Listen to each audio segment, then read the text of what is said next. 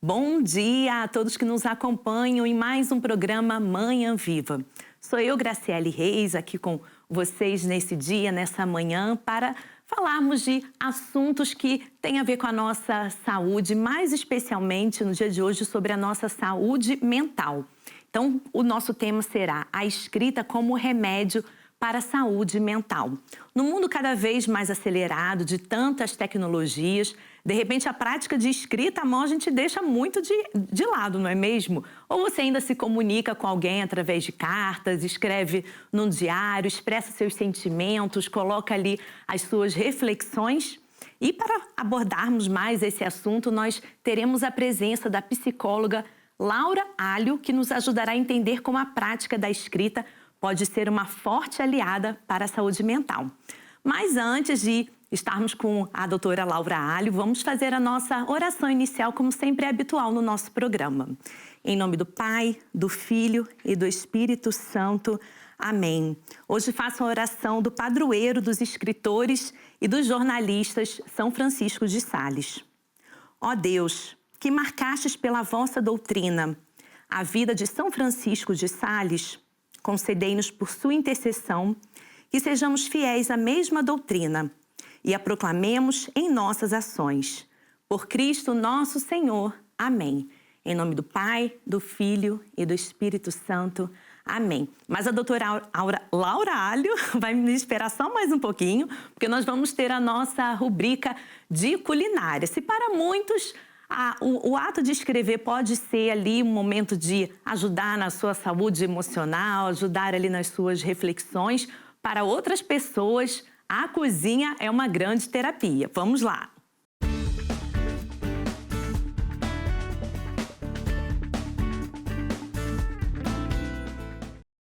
Então, estou aqui, a primeira vez comigo, a Ruth Diogo, já esteve em nosso programa outras vezes. Seja bem-vinda, muito Obrigada, bom dia. Graciela. A Ruth se dedica a partilhar nas suas redes sociais algumas receitas, né? Porque para você, acredito que também é uma terapia ir para a cozinha, não é mesmo? É terapêutico, é aquele bocadinho que estamos só ali com a cozinha, é bom para relaxar, para desligar tudo isso. Ou então, como se costuma dizer, não é terapia, mas é terapêutico. Sim. E o que a Ruth hoje vai nos ensinar? Hoje vamos fazer um brownie de chocolate, que é uma receita assim muito rápida de fazer, mas é deliciosa. Sim, sou suspeita para falar de tudo que é com chocolate. Pronto, também gosto muito. Então, o que precisa para esse brownie de chocolate? Nós temos aqui vários ingredientes. Temos então os ovos, amido de milho, chocolate, açúcar, manteiga, as pepitas e depois eu uso 2 açúcares, o açúcar chamado normal, o açúcar branco e o açúcar mascavado. Então utiliza os dois? Sim, exatamente. Vamos começar aqui se calhar pelo chocolate que vamos precisar para derreter. Sim. Temos aqui pepitas. Vamos ter a nossa produção para derreter as pepitas de chocolate. Vamos só aqui cortar a manteiga assim aos cubos para ser mais fácil derreter. Aqui uma colher para auxiliar. A manteiga convém ser sem sal. Pronto.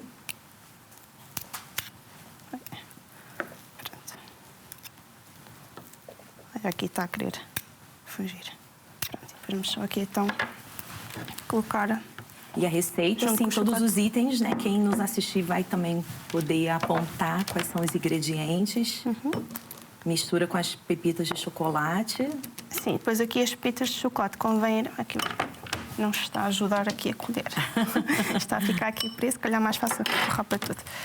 As pepitas de chocolate com a manteiga também não convém ir logo assim muito tempo seguido. Convém fazer assim 30 em 30 segundos. Tiramos do micro-ondas, damos uma mexidão. Então, é super prático de fazer no micro-ondas mesmo. Sim, né? pode ser mesmo. Ou também pode ser em banho-maria.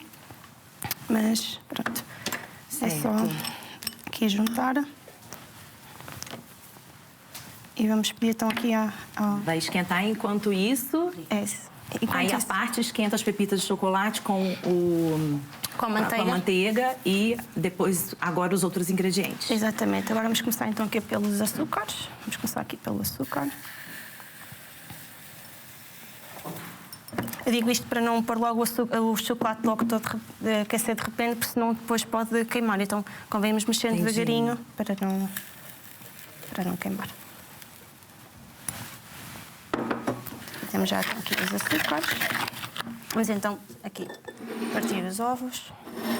Aqui. E sempre convém Sim. quebrar os ovos antes no recipiente, em vez de jogar na receita toda, porque a gente pode se surpreender com... Exato, pode estar algum estragado. Algum ovo estragado, isso. Então gosto sempre assim de confirmar. O que a gente não quer Nada é um de surpresa, brownie. ainda mais na televisão. Nessa hora assim não dá pra... Agora aparecia aqui um ovo estragado. Muitos imprevistos. Aqui pode ser o ovo. E estão todos de ótimas. Ótimo, graças a Deus. Exato. Então, Se calhar já tinham confirmado, mas pronto, é aquele hábito de fazer. Não, tá certo. E vamos então aqui... Então, misturar 180 gramas de pepitas de chocolate, 100 gramas de manteiga sem sal, que vão ser derretidos no micro-ondas. Exatamente. Juntamos mais 3 ovos. Agora vamos aqui. E 150 gramas de açúcar branco, 75 gramas de açúcar mascavado. Exato. Agora é aqui misturar.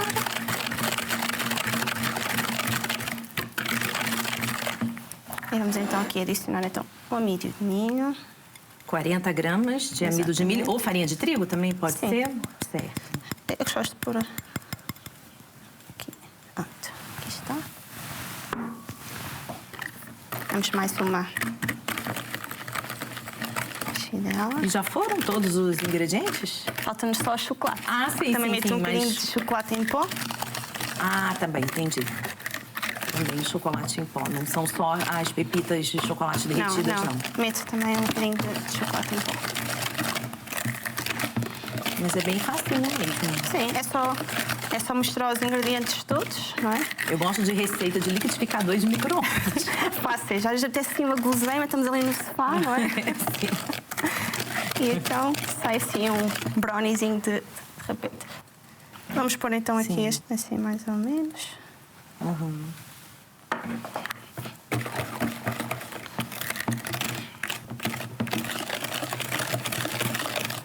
Entretanto, depois vem então o chocolate. Essa receita, essa quantidade dos ingredientes é para uma receita assim, num tamanho pequeno. Sim, até tenho aqui também a dizer o tabuleiro, mais ou menos um de 28 centímetros para o 18. Certo. E como costume, né? Qualquer receita, sim, depois do tabuleiro. Um tabuleiro. Sim, no meu caso. Caso a forma só preciso untar. Temos também já as formas de silicone que já nos facilitam nesse sentido um bocadinho. E também então é super prático. É quase só passar mesmo por água, nem é preciso untar nem nada. Verdade, bem mais prático. Facilitar. E pronto. Então já está no ponto de mistura? Exatamente. Entretanto, temos o chocolate para derreter. Sim, aí vamos transferir para o tabuleiro, depois o passo seguinte é transferir para o forno pré-aquecido também? Sim, já está pré-aquecido. Agora, a Thelminha vai trazer para nós aqui as pepitas derretidas com a manteiga para misturar com o restante da receita. Está bem liquidinho. Ai, Jesus, que tentação, não é? Chocolate para mim. Eu sou... adoro. Deixar... Tem que tomar cuidado, muito cuidado com o chocolate. É bom.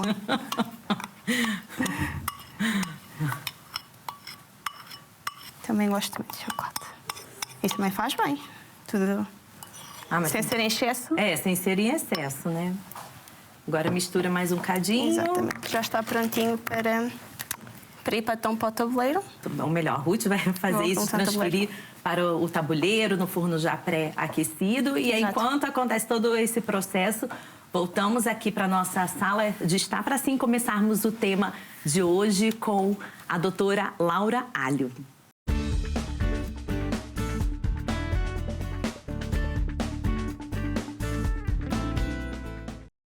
Agora sim, aqui na nossa sala de estar. Seja muito bem-vinda, doutora Laura. Muito obrigada. Então, vamos conversar assim, sobre a escrita, assim, essa ferramenta que pode nos ajudar na saúde mental, no bem-estar, a minimizar o estresse. Mas, antes de tudo, a gente sempre pede que, brevemente, os nossos convidados se apresentem e, mais especificamente, como surgiu a sua ligação com a escrita terapêutica.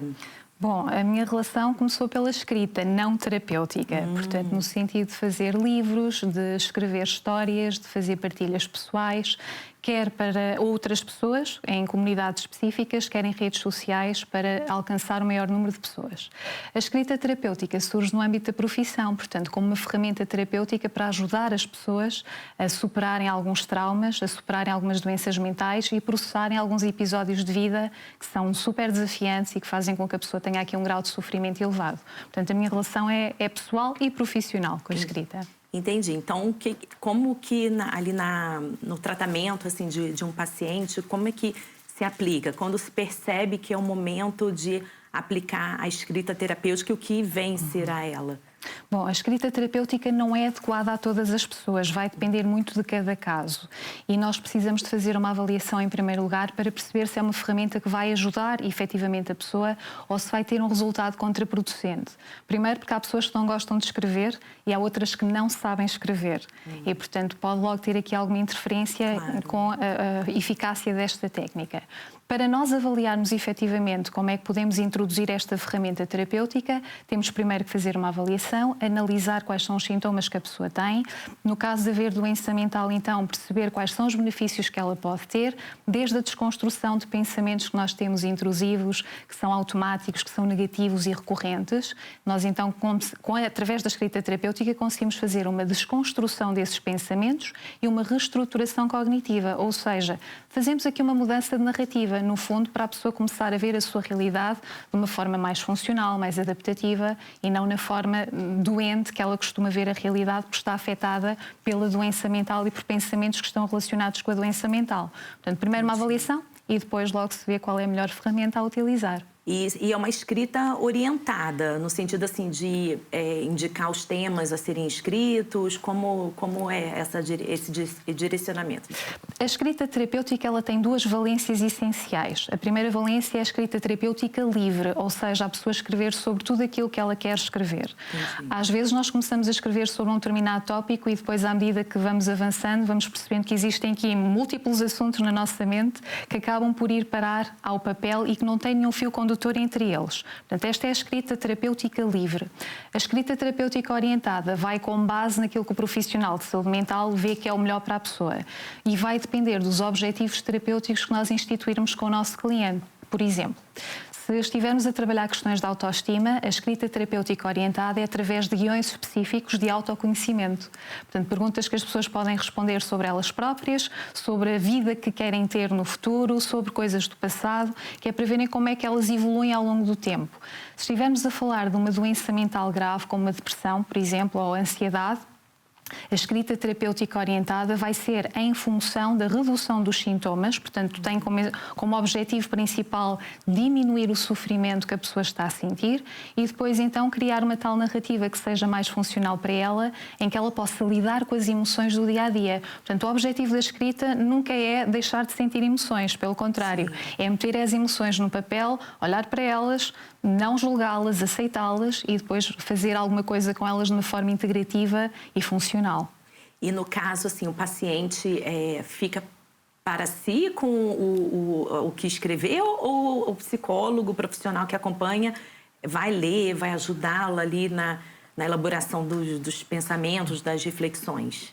Vai ajudar, até porque o psicólogo, como digo, tem que ter aqui um papel fundamental nesta ferramenta e tem que ter um controle e um feedback também daquilo que está a ser o resultado do cliente. Ou seja, se eu estiver, por exemplo, a trabalhar com uma pessoa que tenha depressão, eu vou querer ajudar esta pessoa a fazê-la escrever coisas que sejam funcionais, a dar-lhe ferramentas da abordagem terapêutica que eu pratico, que é a cognitiva ou comportamental, que é para, de facto, a pessoa saber o que é que está a fazer com a escrita terapêutica e que mudanças é que ela está a processar no cérebro dela.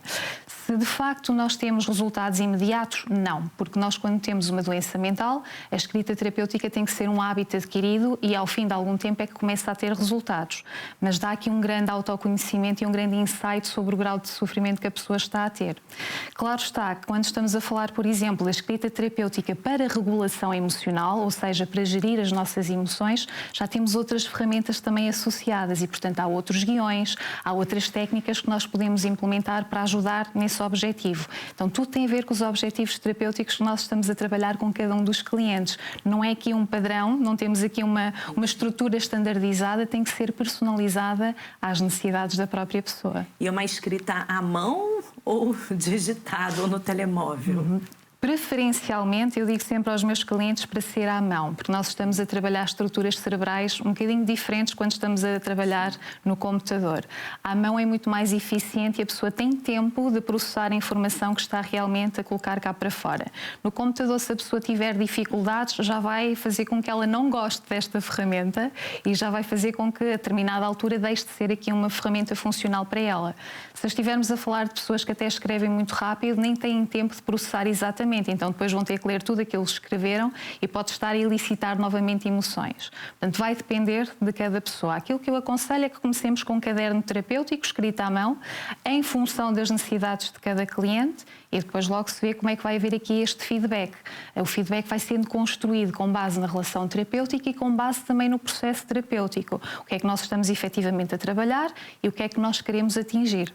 E falando assim, de forma geral, sem as pessoas que estão em tratamento, né? numa terapia. A senhora percebe que no mundo de hoje, cada vez mais assim, né? Isso já é um fato. Cada vez mais nós escrevemos menos, né? Ali à mão, tudo muito no telemóvel. E hoje em dia, acho que mais ainda, tudo também no uso da voz. Que a gente grava mensagens de voz, aciona equipamentos, né? Acende a luz, toca a música X. Então, que mais ainda a escrita vem sido deixada de lado e isso realmente afeta funções cognitivas e até a gente perde de utilizar a ferramenta da escrita para as nossas emoções. Sem dúvida. Eu acho que nós estamos a viver numa era em que estamos a automatizar tudo. E a partir do momento em que automatizamos, deixamos de utilizar as nossas próprias faculdades, que são incríveis. E, portanto, a partir do momento em que deixamos de utilizar a escrita, seja ela terapêutica ou escrita como forma de comunicação com o outro, nós estamos também a tirar um bocadinho da nossa humanidade e das nossas competências. Portanto, estamos a afastar-nos um bocadinho daquilo que nos une a todos no fundo. Então, a escrita pode ser também um meio de unificação das pessoas, um meio de comunicação entre elas. Sim, e também penso assim, que não sei como vai ser as futuras gerações, né? Porque ainda se aprende a escrever, né? Fazer caligrafia nas escolas, mas a tendência é cada vez mais isso ser deixado de lado. Eu até gosto de escrever, eu também gosto de ter a agenda de física, né? De papel, tenho um caderno também de escrever, mas eu percebo, por exemplo, que a minha caligrafia é horrível hoje em dia do que era assim, nos meus tempos de escola até de faculdade. Então, realmente, é bom tentar resgatar assim, essa prática. É bom. É um treino que nós estamos a fazer ao nosso cérebro. Mesmo que a caligrafia, em primeiro lugar, vai sofrer alterações ao longo da nossa vida, ok? E quanto mais agitada for a nossa vida, mais alterações a nossa caligrafia vai ter. Nossa, essa novidade. Não temos paciência para estar a escrever as palavras ou aquilo que nós queremos escrever e com essa falta de paciência acabamos depois por também não gostar de escrever. E o não gostar de escrever é grave, porque é uma das formas de comunicação entre as pessoas. Portanto, quando chegamos a este extremo é porque alguma coisa está muito errada na sociedade. Nossa, que funções cognitivas nós trabalhamos no ato de escrever? Muitas. Em primeiro lugar, estamos a falar de um processo de linguagem, ok? O processo de linguagem envolve o ouvir, o escrever, o ler e, portanto, nós temos aqui várias funções que estão a ser ativadas, vamos assim dizer, só com o ato da escrita. É um processo que é complexo e completo também. Porquê? Porque todo o nosso cérebro está envolvido. Desde o lobo frontal, que é o lobo que está associado a processos de tomada de decisão. Quando nós estamos a escrever, nós estamos a tomar decisões, nós temos espírito crítico sobre aquilo que estamos a escrever.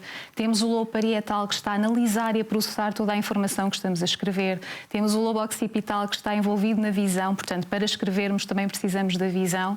E depois temos o lobo temporal, que está associado a mecanismos como a memória, a estruturas como a memória e como a regulação emocional. Portanto, escrever está a ativar completamente o nosso cérebro e a fazer com que só neste ato nós consigamos fazer múltiplas funções em simultâneo. E muito mais na escrita à mão do que no computador, por exemplo. Também dá no computador, mas a escrita à mão também envolve áreas motoras do cérebro. Portanto, o ato de escrever à mão também envolve aqui outros mecanismos um bocadinho mais complexos. Mas de escrever no computador está tudo certo também. Sim, sim. E também uma coisa que particularmente eu faço também muito, depois de escrever, sou jornalista aqui na TV, é de ler em voz alta aquilo que eu escrevi, né? As pessoas aqui, meus colegas às vezes estão até brincando que eu quero ditar o que eu tô escrevendo, mas é uma forma de eu processar também se aquilo que eu escrevi está correto, se está faltando alguma coisa, se eu preciso modificar alguma estrutura do texto. Lá está, é a tal linguagem, é o nosso cérebro a processar aquilo que nós acabamos de escrever, a integrar essa informação para depois recordá-la. Portanto, estamos aqui realmente a ter várias áreas cerebrais em funcionamento simultâneo. Muito bem. Uma pergunta também que eu achei bastante interessante. A escrita pode influenciar o sono? De que forma? Pode, embora haja estudos que demonstrem que sim, que há aqui um efeito positivo, não podemos fazer aqui uma causa e efeito, ok? Não há aqui uma correlação ainda bem estabelecida. Porquê é que a escrita terapêutica pode ajudar a ter uma noite de sono tranquila? Porque é à noite que nós começamos a ter menos filtros, portanto estamos mais cansadas, o nosso cérebro está super ativado, estamos a pensar em preocupações diárias, o que é que vamos fazer amanhã, preocupações do dia-a-dia e, portanto, acabamos por ter aqui o nosso cérebro completamente disruptivo com pensamentos. A escrita terapêutica vai nos ajudar a colocar no papel aquilo que está na nossa mente. Portanto, todo o caos que está a acontecer na nossa mente pode ser passado para o papel. A partir do momento em que nós fazemos então essa transposição, o nosso cérebro acalma e, portanto, isso já vai fazer com que as nossas noites de sono sejam mais tranquilas. Contudo, se estivermos a falar de psicopatologias, como mais uma vez uma depressão ou uma perturbação da ansiedade, isto pode aliviar, mas não vai garantir que a pessoa tenha de facto noites tranquilas, porque estas doenças também podem requerer medicação e outro tipo de ferramentas que a pessoa tem que utilizar para ter a tal noite de sono tranquila. Mas em pessoas que não tenham nenhuma perturbação, a escrita pode ajudar de facto a atenuar aqui algumas preocupações e ruminações. Sim, sim. E também eu penso que o ato da escrita, como também a senhora falou um pouco, parece que nos dá assim, um autodistanciamento de nós mesmos, daquela situação, daquelas preocupações. Parece que a gente consegue ter um olhar de fora assim, um pouco mais imparcial para poder saber elaborar ali os sentimentos e as preocupações do dia a dia. É certo? Isso mesmo, porque a partir do momento em que nós escrevemos, tal como eu disse, nós estamos a ativar várias áreas cerebrais e, portanto, eu estou a ver analiticamente aquilo que eu escrevi e estou-me a distanciar e esse distanciamento permite-me ter regulação emocional. Permite-me ter controle daquilo que eu estou a pensar e das decisões que eu vou tomar. Portanto, esse distanciamento é fundamental e é conseguido através da escrita terapêutica. Então, existem estudos sobre a influência da escrita, sobre a depressão, o estresse, a ansiedade? Sim, sim. Existem múltiplos estudos, até em perturbações mais graves, como a perturbação de stress pós-traumático, em que, de facto, a escrita terapêutica é fundamental para atenuar determinados sintomas e, sobretudo, para reestruturar a narrativa que a pessoa tem. Porque a pessoa está a viver um trauma e, portanto, a viver num trauma, a narrativa está construída e é repetitiva, é incessante. Então, a escrita terapêutica é uma das ferramentas mais eficientes para nós fazermos essa alteração narrativa, que é o quê, no fundo? É ressignificar a história, é começar a dar aqui um valor diferente para que a pessoa não fique presa nesses episódios que foram negativos para ela e muito intensos, para ela continuar a viver de uma forma que seja mais funcional para ela e menos sofredora. Mas também registrar aqueles momentos bons também, né? As memórias de uma viagem, de fatos assim marcantes da vida também podem ajudar nesse equilíbrio ou na gestão das emoções. Absolutamente. Aliás, uma das ferramentas que nós utilizamos de facto quando estamos a colocar em terapia esta técnica é obrigar, entre aspas, as pessoas a focarem a sua atenção nas coisas que são positivas. Porque nós somos aquelas pessoas, aqueles seres humanos, que o dia pode estar a correr lindamente, mas se no final do dia acontecer alguma coisa negativa, nós já dizemos, o dia foi péssimo. Sim. E, portanto, nós precisamos de reorientar a nossa mente para que um episódio negativo negativo não vai contaminar um dia que foi positivo. Então, forçar as pessoas a focarem a sua atenção nos eventos que são positivos, pequenas experiências como tomar um café ao ar livre, como estar com um amigo, um telefonema, registar e fazer também um diário de gratidão, porque pode ajudar muitas pessoas a terem noção de que, afinal, a qualidade de vida que têm é maior do que aquela que julgam. E também um livro de elogios, que é o autoelogio, é muito importante para nós nos automotivarmos e para também termos aqui alguma coisa boa no nosso dia-a-dia para celebrar connosco próprios. Muito bem, nós vamos retomar esse assunto no segundo bloco, já passou rapidinho, estou gostando muito, porque eu gosto de escrever, gosto das palavras, mas a gente também pode dar, de repente, no segundo bloco, algumas orientações práticas, justamente sobre esse diário da gratidão, esse diário dos elogios, a gente explicar um pouquinho mais no segundo bloco. Então, fique aí, faremos um breve intervalo para voltarmos à nossa conversa com a doutora Laura Alho e também não vamos esquecer a nossa rubrica aqui de culinária, vamos experimentar como ficou o brownie de chocolate. Até já!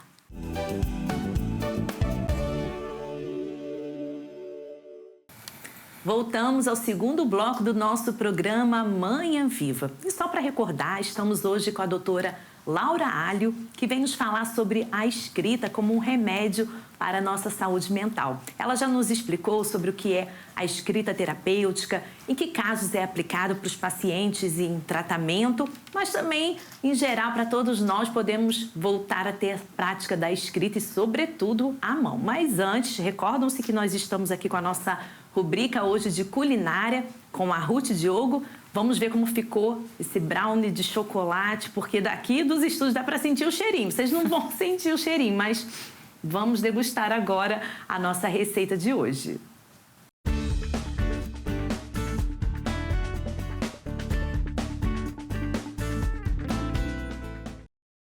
Olá, Ruth, mais uma vez. A Ruth costuma partilhar suas receitas nas redes sociais para aqueles que também têm o ato de cozinhar como uma terapia. E hoje a nossa receita do brownie de chocolate. E o que mais falta fazer? Depois que aquela massa foi ao forno, agora o que mais temos a fazer?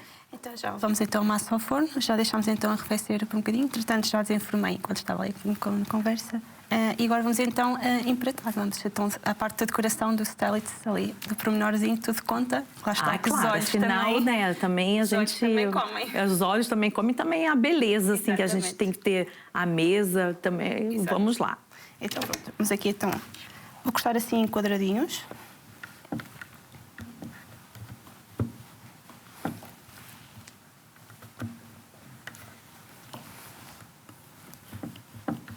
Então, vimos que foi uma receita, assim, pequena. Exato. E, no caso, se a pessoa quiser servir mais pessoas, dobra, dobra aquela quantidade, né? Que nós colocamos os ingredientes. A receita esta está mais ou menos para uma forma mais pequenina, mas é só duplicar. Então, aqui, eu costumo servir assim aos quadradinhos. Certo. Também mais um pratinho também. Exato. Que eu não vou comer sozinha.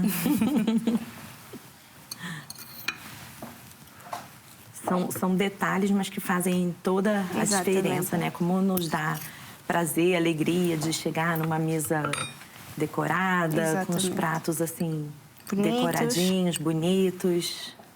É um ato assim de carinho também, de amor, assim, para aqueles que a gente vai receber.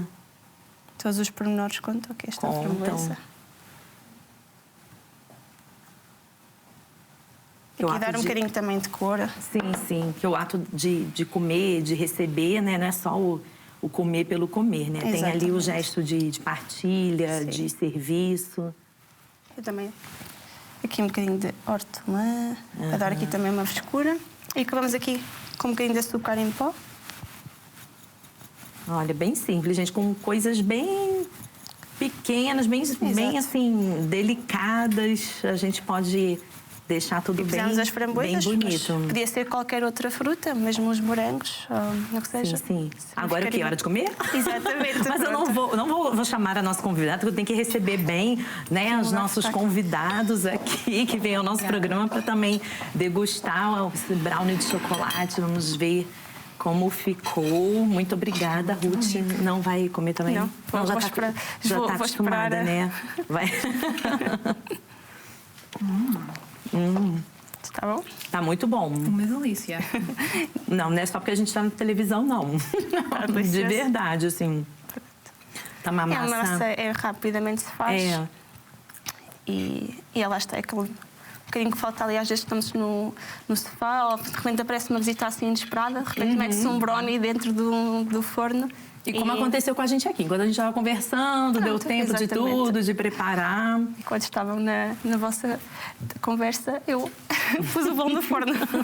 Muito Para agora, bem. Agora era só um chazinho ou qualquer coisa assim. Isso. Também dava ali um remate. Olha, agradeço muito, Ruth. A gente vai continuar a comer depois, né? Sim. Vamos voltar ali para a nossa sala de estar para conversar sobre o ato da escrita. Acho que você também está Terapia.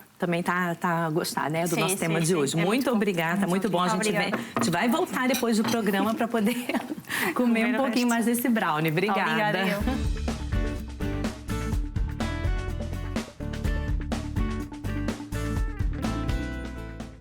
Pois bem, voltamos aqui à nossa sala de estar com a doutora Laura Alho. Gostou do brownie?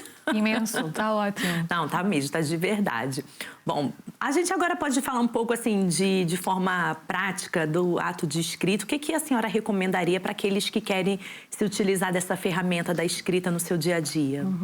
Primeiro, terem um caderno específico para essa escrita, porque é importante que seja num sítio onde tem tudo organizado e não em folhas soltas, depois acabam por se perder. Portanto, haver aqui um caderno específico.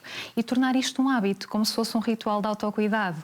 Da mesma forma que nós tratamos da nossa higiene oral, lavamos os dentes todos os dias, a escrita terapêutica também pode ser colocada como um ritual de autocuidado diariamente. Portanto, isto é o básico. Certo. E também o ato assim de ter uma agenda escrita também ajuda a organizar os pensamentos, organizar ali a rotina, por exemplo? Sim. Quando nós falamos em escrita terapêutica, mediante o objetivo de cada pessoa, nós podemos também orientar para a obtenção de objetivos ou simplesmente para a organização do dia-a-dia. Porque muitas vezes nós ficamos estressados com a quantidade de coisas que nós temos para fazer porque elas não estão organizadas e porque nós não estamos a alocar tempo para elas de uma forma que seja eficiente.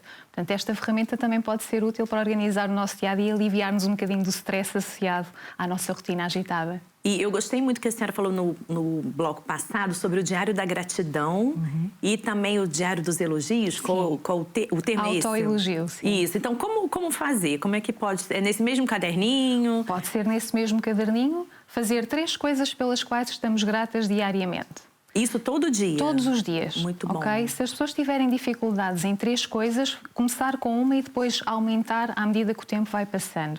Porque isso obriga o nosso cérebro a estar atento às coisas positivas. É quase como se nós estivéssemos a forçá-lo a pensar em coisas que nós no dia-a-dia negligenciamos por completo. Porque estamos focadas noutros problemas, estamos focadas na nossa agitação diária. Portanto, é mesmo forçar o cérebro a procurar no nosso dia quais foram os momentos que foram importantes para nós, do seu ponto de vista positivo.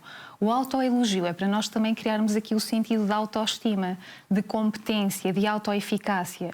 Porque muitas vezes nós achamos que não somos capazes, portanto, estamos constantemente a colocar-nos aqui num patamar de humilhação pessoal, a atender todas as necessidades das outras pessoas e nunca atender as nossas próprias. Então, o autoelogio ajuda-nos a pensar, calma lá que eu também sou importante e preciso também de me mimar e de perceber quais são as características que eu tenho das quais me orgulho. E fazer isto faz toda a diferença. Gostei. Vou buscar praticar também. E todos os dias também o autoelogio. Um autoelogio. Certo. Como, por exemplo, elogiam por ter conseguido superar um obstáculo. Elogiam por ter conseguido falar em público e é uma coisa que me faz muita confusão. Ou elogiam por ter conseguido feito um brownie e correu muito bem. Muito bem. Então, hoje vai entrar pequenas. isso para o nosso caderno, o autoelogio, de nos apresentarmos, falarmos para a televisão. É isso mesmo. E hoje, né, no mundo que a gente vê tantas brigas, discussões em redes sociais, como as pessoas se utilizam da palavra e da escrita de forma tão negativa, tão assim, né, tantos ataques que nós vemos, o sentido de partilhar histórias que nós escrevemos, coisas boas, também propicia na nossa saúde mental e também dos outros? Temos de ter aqui algum cuidado, porque quando nós partilhamos textos em redes sociais, nós precisamos de saber exatamente as motivações pelas quais nós estamos a partilhar esses textos. Por uma razão simples, é porque sempre que tornamos alguma coisa pública vai haver um feedback negativo. Okay? Portanto, vai haver críticas, vai haver julgamentos, vai haver discórdia, muitas vezes comentários de ódio e, portanto, nós temos que saber muito bem quais são as nossas motivações ao fazer essa partilha e ter estrutura psicológica para não deixar que esses comentários afetem a nossa autoestima, que é um dos problemas que levam as pessoas também à terapia, à busca da terapia, que é não terem aqui uma força suficiente, uma resiliência suficiente para lidarem com esse tipo de julgamento e depois acabam por não partilhar mais nada, ficarem ali encapsulados, não é? Longe do mundo, a não quererem partilhar porque já sabem que vão ter esse retorno negativo. Então, primeiro a autoestima, depois as motivações pelas quais nós estamos a partilhar alguma opinião ou algum texto pessoal e depois procurar comunidades. Portanto, se eu estou interessada em procurar comunidades como, por exemplo, estou a passar um luto e estar numa comunidade em que as pessoas estão a passar por esse luto, a ver essa partilha através da escrita, isso pode ajudar a pessoa também a superar e pode ajudar a fazer com que ela tenha aqui uma visão um bocadinho mais positiva no sentido de não estou sozinha neste problema. Mas se a pessoa permanecer durante esse estado durante muito tempo, então temos aqui um reverso negativo. Então, primeiro, conhecer motivações. Segundo, saber exatamente como é que nós vamos reagir a críticas ou a comentários negativos. E terceiro, fazer uma diferenciação entre a escrita terapêutica e a escrita recreativa. Porque a escrita terapêutica faz parte de um processo terapêutico com um profissional de saúde mental. Certo. A escrita criativa não, ou recreativa não, porque qualquer pessoa pode escrever o que quiser e publicar onde quiser. Tem que ter depois aqui a noção do que é que pode vir como consequência. Sim. E existem, então, comunidades de escrita terapêutica? Existem várias oficinas, várias comunidades, mas aquilo que eu digo às pessoas é, se nós estamos com um problema na nossa vida e se eventualmente padecemos de alguma doença mental, essas oficinas por si próprias não vão garantir um resultado positivo. Pelo contrário, porque a pessoa pode estar simplesmente a ter um processo standardizado, ok, a escrever sobre um determinado tópico orientado, mas não estar a ter o feedback de um profissional de saúde mental. Portanto, pode ser bom para a pessoa se expor à escrita terapêutica numa primeira fase, mas não é um processo terapêutico. Portanto, fazer uma oficina de escrita terapêutica não é o mesmo que estar em terapia a utilizar esta ferramenta. Entendi. E também sempre seguindo a indicação do psicólogo, do profissional, se é o caso ou não de se utilizar de uma oficina assim coletiva, não é mesmo? Isso mesmo. Porque as oficinas elas podem ser individuais ou coletivas. Nós em psicologia temos uma expressão que é a escrita colaborativa. Pode ser feita em grupo, mas que regra geral esta expressão é utilizada entre a escrita entre o cliente e o profissional. Ah, entendi. Okay? Em que vai haver aqui uma partilha nessa relação terapêutica e que ambos beneficiam dela por várias razões, mas que tem aqui um objetivo específico. Quando estamos a falar de escrita colaborativa, recreativa ou no contexto de grupo, também tem que haver aqui mediação. Se não houver mediação, então não estamos aqui a atingir o potencial desta ferramenta. Sim, claro. Tem que ser tudo intencional e para aquela situação específica de cada cliente, se assim for o caso, Isso né? mesmo. Mas também, falando em geral, sem ser tratamentos, uma outra prática que é muito deixada de lado é de escrever cartas, né? Então, também, hoje em dia, assim, raramente se escreve cartas. Eu fiz isso nas minhas últimas férias, que eu fui ao Brasil, eu escrevi uma carta para uma pessoa que eu não me comunicava há muito tempo. Eu falei assim, vou fazer diferente e vou escrever uma carta. Também não sei se hoje em dia faz muito sentido, mas seria interessante também as pessoas resgatarem isso. Sim, faz muito sentido, mais uma vez, porque o ato de escrever também é um ato de amor ao próximo. Portanto, estamos a dedicar um bocadinho do nosso tempo à outra pessoa e a pensar elaboradamente aquilo que nós queremos partilhar com o outro. Portanto, é uma prática que deixou de existir devido à internet, à tecnologia toda que nós temos hoje em dia, mas que podemos resgatar e que mesmo sob o ponto de vista terapêutico pode ser feito. Eu posso escrever uma carta à minha versão daqui a 5 anos, a tentar tranquilizar agora o meu eu atual, que pode estar super ansioso, pode achar que não é competente, que não é capaz, que não é útil. Então, fazer uma carta projetiva para daqui a um determinado período de tempo pode ajudar também a focar em objetivos específicos. Ou escrever cartas para pessoas com as quais nós estamos magoadas ou que até já faleceram, mas que nós guardamos alguma mágoa. Escrever uma carta ficcional que nunca vai ser entregue de facto ajuda também a processar essa perda ou essa mágoa. Entendi. Então, por exemplo, isso poderia chamar de cápsula do tempo. Já ouvi mesmo, assim, muito tempo que eu não ouço falar disso, de a gente escrever como está o nosso momento atual, como se quer ver no futuro, Isso mesmo. guarda num lugar assim bem escondido e abre daqui a uns anos, né, para poder ver realmente, olha, será que essas coisas aconteceram? Será que eu me superei, que eu conquistei certas coisas na vida? Até é uma prática que nós podemos fazer com menos tempo, ou seja, nós podemos até escrever uma carta para daqui a 6 meses. E obrigar-nos a ler essa carta daqui a 6 meses, porque isso vai nos permitir perceber se estamos a fazer ações que nos levem à obtenção de objetivos ou se estamos estagnados. Portanto, pode não ser meio ano, pode ser um ano, mas haver aqui esta intenção de revisitarmos essa carta para perceber qual é que está a ser o nosso caminho. Interessante. E também essa escrita, o ato da gente retomar a escrita, pode ser uma forma de ligar diferentes gerações? Pode. Podemos estar a falar num contexto familiar ou num contexto fora de família. Por exemplo, vamos imaginar a Segunda Guerra Mundial. Ok? Houve aqui uma partilha de legado, houve aqui uma partilha de experiências e, portanto, as gerações atuais que não vivenciaram essa altura conseguem ter acesso a esses registros, a esses diários pessoais. No que diz respeito à componente familiar, também é possível nós deixarmos aqui um marco, uma espécie de legado familiar para as gerações vindouras. Portanto, a escrita une qualquer pessoa. E até uma coisa interessante, porque já teve também aqui no nosso programa uma outra psicóloga que sugeriu numa terapia familiar ter um livro de reclamações em casa. Então, o objetivo é que toda a família escreva e cada um tenha, assim, 48 horas para dar uma resposta. Então, isso também tem algum benefício, assim, em família? Múltiplos, até porque isso é funcional para pessoas que não conseguem comunicar abertamente. Portanto, é um primeiro passo. Só que não podemos ficar por aí. Portanto, é uma técnica excelente. A colega deu aqui uma sugestão espetacular que pode começar a unificar as pessoas da família, mas que não pode ficar por aqui. A partir do momento em que esta técnica já está instituída, devemos começar a avançar com outras técnicas de comunicação. Sobretudo uma comunicação assertiva, mas gentil, em que nós dizemos quais são as necessidades que estamos a ter, o que é que estamos a sentir que está a ser desrespeitado da outra pessoa em relação a nós. Portanto, esta comunicação tem que ser trabalhada além desta técnica. Verdade, porque também é uma questão importante, porque às vezes há pessoas que se escrevem ali para você tudo na mensagem, no telemóvel, mas na hora, assim, pessoalmente, Coragem. olho no olho, falta, assim, essa coragem, falta, assim, essa comunicação mesmo, que também precisa se trabalhar essa comunicação interpessoal, não é mesmo? É isso mesmo. Se nós não tivermos esta competência básica, que é a comunicação com o outro, nós nunca nos vamos fazer respeitar. Os nossos princípios e valores vão estar sempre a ser submetidos ou subjugados às outras pessoas. E, portanto, vai haver sempre aqui alguma pessoa mais autoritária que subjuga todas as outras. Então, ter esta competência de comunicação assertiva, mas gentil, porque muitas pessoas têm a ideia que a comunicação assertiva quer ser frontal e dizer tudo o que nos vem à mente. E não é nada disso. A comunicação assertiva é eu saber o que é que eu quero transmitir da melhor forma possível, não ignorando as minhas necessidades.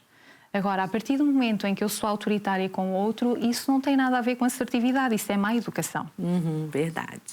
Tem que saber bem a diferença. Isso. E na sua prática profissional, assim, há algum testemunho de que a escrita terapêutica surtiu o efeito que foi, assim, surpreendente? Felizmente sim, mas não posso só dar aqui o crédito à escrita terapêutica, porque há outras ferramentas que ajudam. A escrita terapêutica é fundamental na minha perspectiva e na minha prática profissional. Como eu disse inicialmente, a psicologia tem várias abordagens terapêuticas, portanto nem todas utilizam esta ferramenta de uma forma regular, vamos assim dizer. Mas a verdade é que a maior parte das pessoas tem benefício com esta técnica porque estamos a mudar o pensamento através da escrita, estamos a mudar muita coisa através da escrita. Mas já aconteceu de terem pacientes assim, eu não sou capaz de escrever, eu não sei escrever, quando depois se surpreendeu consigo mesmo. Isso. E sobretudo pessoas mais velhas que têm aquela crença de mas eu estou a escrever, eu dou muitos erros, eu não tenho aqui as palavras certas para dizer aquilo que eu estou a sentir. Então faz-se um treino com esta pessoa em consultório. Porque o problema da escrita terapêutica, a resistência é justamente esta, é o que é que eu vou escrever e de que forma é que eu vou escrever. Então nós temos de sensibilizar a pessoa. Olha, o que é que está a sentir neste momento? Estou a sentir um aperto no peito. Então vamos escrever isso. estou a sentir um aperto no peito. E a partir daí começar a construir esta ferramenta com base nas competências que a pessoa tem. E no final, claro que temos resultados positivos, porque a pessoa deixa de ter estas inseguranças todas. Muito bom. Então, para a gente ver que pode ser para todo mundo, para qualquer idade, para qualquer situação, a gente se utilizar da escrita como uma das ferramentas terapêuticas. Desde que saiba escrever. Sim. E como manter essa motivação para escrever? Porque, de repente, os profissionais ou quem não está num tratamento, assim, quer ter a prática da escrita no seu dia a dia, como manter essa motivação? Porque quando tem um profissional orientando, a gente se vê obrigado, né? É mesmo isso. Na realidade, eu sou um bocadinho controversa nisso, porque eu acho que nós não precisamos ter motivação, precisamos ter disciplina. A partir do momento em que eu determino que quero ter um determinado objetivo cumprido, ou que quero melhorar, ou que quero curar-me de uma determinada patologia, eu tenho que assumir compromissos. E essa assunção de compromissos não é através da motivação, é através da consistência e da disciplina. Então, a motivação, ela vem com um processo. Eu não posso estar à espera de a ter antes de iniciar este processo, porque isso não acontece. Aliás, todos nós, todos os dias acordamos motivados para ir trabalhar. Não. Nem sempre. Ok? Portanto, seria aqui uma grande mentira nós dizermos que todos os dias estamos motivados para aquilo que vamos fazer no dia-a-dia. A motivação não é assim tão importante quanto isso. O foco é que é importante. Como várias coisas no nosso dia-a-dia, né? O fato de se alimentar bem, de exercício físico, né? Nem sempre a gente gosta, assim. Muitas das vezes não gostamos. A gente só quer ali ficar no nosso cantinho, na nossa acomodação, como tudo, né? Como eu costumo dizer, né? Que no mundo dos adultos, a gente nem sempre faz o que quer. Muitas vezes a gente faz o que não quer, mas porque é justamente essa questão da disciplina e do foco. E do compromisso que nós estamos a assumir connosco próprios e com as outras pessoas. Isso é mais importante do que a motivação. A motivação vem com um processo.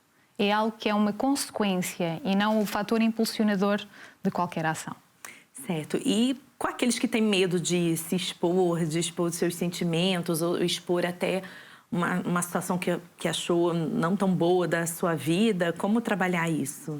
Em contexto terapêutico ou em contexto social? Pode falar das duas coisas. Okay. Em contexto terapêutico, há uma relação terapêutica de confiança. Portanto, o cliente vai começando a sentir à vontade para partilhar coisas que são profundas para ele. Porquê? Porque é um espaço onde não há julgamento. Ao contrário da exposição social em que vai haver julgamento. Ok? Portanto, a partir do momento em que a pessoa se sente confortável com um psicólogo, ela sabe que daquele lado não vai ter aqui nenhuma resposta negativa ou que não vai ter aqui algum comentário depreciativo sobre aquilo que ela está a partilhar. Portanto, não tem que ter aí medo nessa partilha, porque é uma partilha que é segura. Agora, quando estamos a falar de redes sociais, essa partilha não é segura, porque todas as pessoas vão ver aquilo que foi partilhado, há aquele tal julgamento que falámos no primeiro bloco, há aqui uma dessensibilização quase à crítica, há comentários de ódio que nós vamos ter que integrar e nem sempre as pessoas estão dispostas a isso. Portanto, se a pessoa quiser partilhar os seus textos, os seus escritos ou sentimentos com uma motivação específica, que é eu quero libertar-me disto e posso ajudar outras pessoas, então eu tenho que saber que depois vou ter que integrar muito bem estes comentários todos. Não internalizá-los, mas saber que tenho que processá-los muito bem. E esse nosso tema de hoje está me fazendo também lembrar dos meus tempos de adolescente, porque eu lembro muito bem que entre as minhas primas, as minhas amigas da escola, a gente tinha costume de escrever cartas umas para as outras, assim, partilhando situações dali do dia a dia. Os segredos. Os segredos ali entre as amigas. Aí cada uma também tinha o seu diário pessoal, que tinha o cadeadozinho com chave para a mãe não ler. E também tinha um caderno de perguntas. Eu não sei se aqui em Portugal tinha esse costume, sim. né? O caderno de perguntas, para aí todo mundo numerava ali, cada um colocava ali um pouco de si, das suas características. E de repente, assim, isso entre amigos pode ser uma forma assim, muito saudável, muito positiva de se construir um legado pessoal. Porque eu tenho algumas cartas guardadas e primas e amigas, e já anos depois a gente retoma. É tão gostoso, porque a gente dá risada, assim, nossa, eu escrevi isso, né? Aquelas apaixonites de adolescência. Então, de repente, também é uma forma de ter um legado ali pessoal entre os seus amigos e a sua família. E é uma forma de conhecermos as pessoas também. Porque aquilo que eu tenho verificado na prática clínica é que muitas pessoas não conhecem nem os próprios elementos da família nem os amigos. Perguntas básicas como qual é a comida favorita do amigo, ou qual é a viagem de sonho que a amiga gostaria de fazer, ou qual é a história mais marcante do pai ou da mãe. Portanto, há muitas pessoas que nem sequer conhecem as outras que estão próximas. Verdade. E que a escrita pode ajudar a fazer então essa ligação. Nossa, muito bom. Assim, me fez relembrar disso, esse caderno de perguntas que a gente justamente tinha isso. Qual a sua cor preferida? Qual o seu prato? Qual a viagem que te marcou? O cantor, a música, não é? Muito bom, muito interessante. Então, muito obrigada. Já passou também esse segundo bloco, assim, voou, também foi muito bom para a gente se aprofundar assim, na escrita como uma terapia, ou então aplicar no nosso dia a dia, esse diário da gratidão, esse diário do autoelogio. Muito obrigada por compartilhar a sua sabedoria. Se quiser também deixar uma mensagem para quem nos acompanha. Sim, não terem medo de ser a própria pessoa, não ter medo de ser vulnerável. Nós fugimos muito das emoções, mas a verdade é que as emoções fazem de nós humanos. Portanto, não vamos fugir, vamos aprender a lidar com elas. E a escrita pode ajudar nisso. Muito bom. Então, não hesitem em ter ali o seu diário, a sua agenda, ou mesmo escrever no computador, no bloco de notas do telemóvel. Não tenham medo de expor, colocar ali em palavras os seus sentimentos e reflexões, porque eu tenho certeza, e a doutora pode garantir muito mais na sua prática profissional, que isso vai ajudar imenso na sua saúde mental, a gerir as suas emoções. Então, ficamos por aqui. Muito obrigada. Mais uma vez, continue a acompanhar a nossa programação e até um próximo Manhã Viva, se Deus quiser. Tchau, tchau!